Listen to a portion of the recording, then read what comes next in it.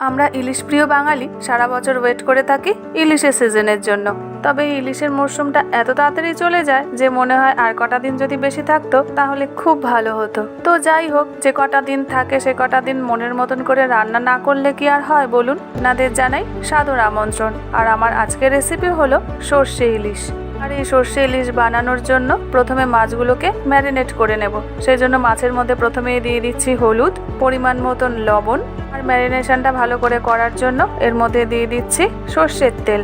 ওই 2 চামচ মতন সর্ষের তেল এখানে দিয়ে দিলাম। আর তারপরে সমস্ত কিছু মাছের সাথে খুব ভালো করে মাখিয়ে নিচ্ছি।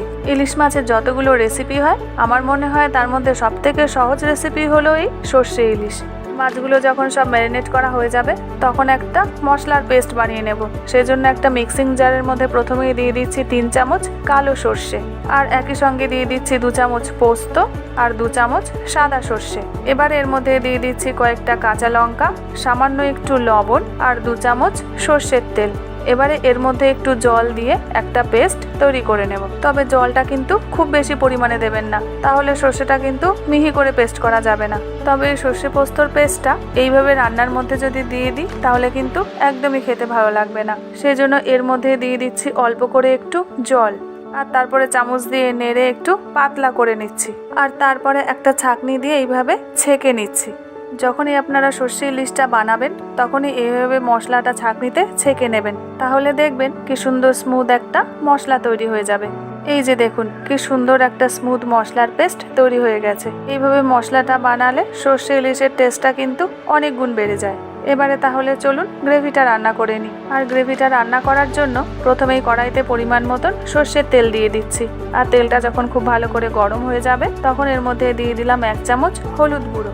এখানে মশলা বলতে কিন্তু আর কিছুই লাগবে না। তেলের মধ্যে এরকম ভাবে হলুদটা দিয়ে দেবেন, তাহলে দেখবেন সর্ষে ইলিশের কালারটা খুব সুন্দর আসবে। আর যখন হলুদ গুঁড়োটা তেলের মধ্যে দেবেন তখন গ্যাসের ফ্লেমটা কিন্তু একদমই লোতে রাখবেন। আর হলুদ গুঁড়োটা দিয়ে একটু নাড়াচাড়া করে যে মশলার পেস্টটা আমরা দিয়ে রেখেছিলাম সেই মশলার পেস্টটার মধ্যে দিয়ে দিচ্ছি। আর তারপরে মশলাটা খুব ভালো করে মিশিয়ে নিচ্ছি। এরপর যখন গ্রেভিটা এইভাবে ফুটতে শুরু করবে তখন ম্যারিনেট করা মাছগুলো এক এক করে এই গ্রেভির মধ্যে দিয়ে দেব। তারপর সবকটা মাছ যখন দেওয়া হয়ে যাবে তখন একটা চামচ দিয়ে এই গ্রেভিগুলো মাছের ওপরে এইভাবে দিয়ে দেবেন। তাতে মাছের সাথে মশলাগুলো খুব ভালো করে কোট হয়ে যাবে। সব মাছে যখন মশলাগুলো খুব ভালো করে দেওয়া হয়ে যাবে তখন চাপা দিয়ে রান্না করে নেব প্রায় 5 মিনিটের জন্য। আর 5 মিনিট পর ঢাকাটা খুলে খুব হালকা হাতে মাছগুলোকে এইভাবে একবার নেড়ে নেব। আর খুন্তি দিয়ে খুব সাবধানে একটা একটা করে মাছ এইভাবে উল্টে দেব। আর উল্টানোর সময় কিন্তু খুবই সাবধানে উল্টাতে হবে, কারণ ইলিশ মাছ এত নরম মাছ যে একটু আঘাত লাগলেই মাছগুলো ভেঙে যাবে। আর যখন সবকটা মাছ উল্টানো হয়ে যাবে তখন দিয়ে দিচ্ছি 1/2 কাপ মতন জল।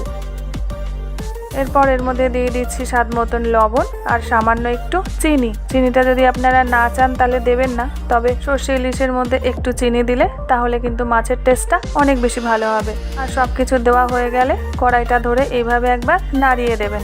বারবার খুন্তি দিয়ে নাড়লে মাছগুলো কিন্তু ভেঙে যেতে পারে। আর তারপরে এইভাবে নাড়িয়ে আরো 5 মিনিটের জন্য চাপা দিয়ে রান্না করে নিচ্ছি। এর ফলে মাছটা খুব ভালো করে সেদ্ধও হবে আর টেস্টটাও কিন্তু খুবই ভালো আসবে। ঢাকাটা খোলার পর দেখুন মাছ থেকে তেলটাও ছেড়ে গেছে আর কত সুন্দর লাগছে ইলিশ মাছের কালারটা। এবার ওপর থেকে কয়েকটা চেরা কাঁচা লঙ্কা দিয়ে আরও একবার মাছটা এইভাবে নাড়িয়ে দিচ্ছি। ব্যাস তৈরি হয়ে গেছে সবার পছন্দের ঝাল ঝাল সর্ষে ইলিশ। রবিবারের দুপুরে গরম গরম ভাতের সঙ্গে শুধুই একটা পদ, ব্যাস আর কিছুই লাগবে না। আপনারা বাড়িতে সবাই তো সর্ষে ইলিশ বানান আপনাদের নিজের মতন করে, আর আমিও বানাই ঠিক এই প্রসেসে। তাহলে আমার সর্ষে ইলিশের রেসিপিটা আপনাদের কেমন লাগলো সেটা কমেন্টে কিন্তু আমাকে জানাতে ভুলবেন না। আবার আপনাদের সাথে দেখা হচ্ছে একটা নতুন এপিসোডে নতুন একটা ভিডিও নিয়ে।